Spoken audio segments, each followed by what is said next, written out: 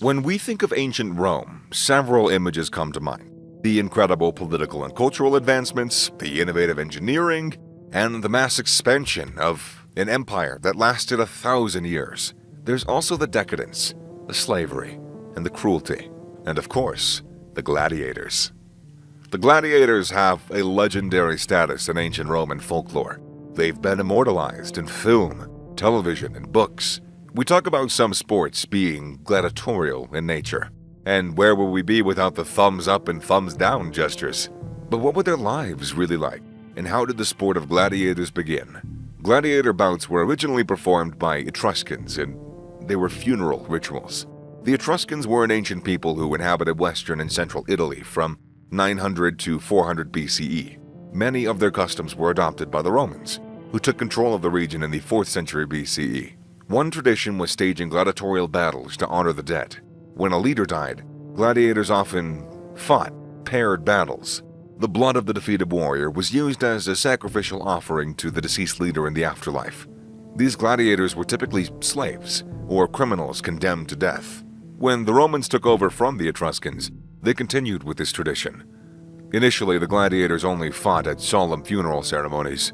In 264 BCE, the sons of Junius Brutus honored their late father with several gladiator fights. Over time, the fights were included in the immensely popular public games. The games were known as munera, with gladiator coming from the Latin word gladio, which was the sword commonly used in the battles.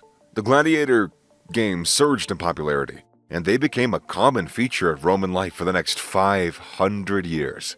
Julius Caesar was one of the first emperors to take full advantage of the people's demand for the gladiatorial games.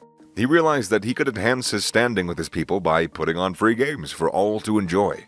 In 65 BCE, he put on a huge show with 320 pairs of gladiators to honor his father.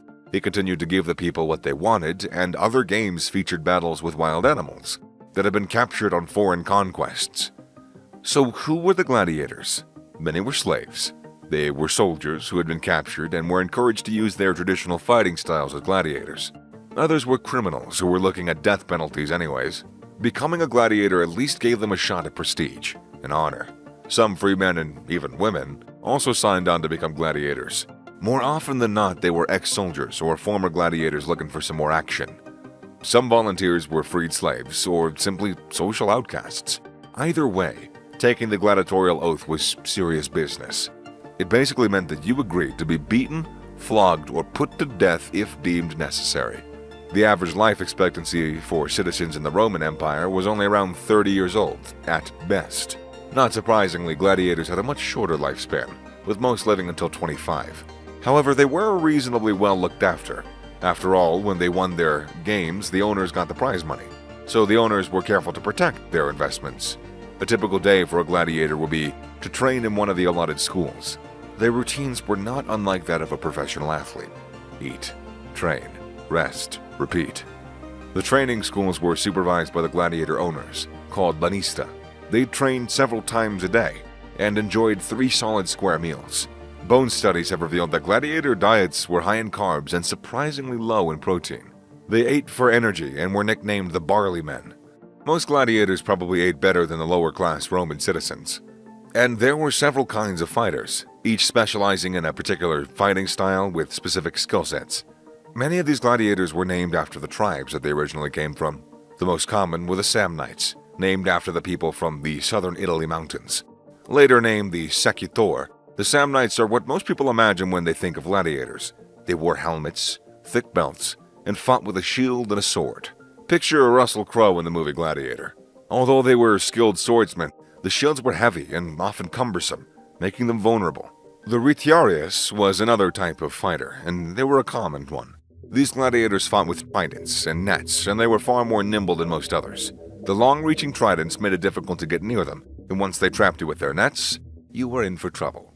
Also named after their regions were the Thrax gladiators. They were swift, they were skilled, and they were very deadly.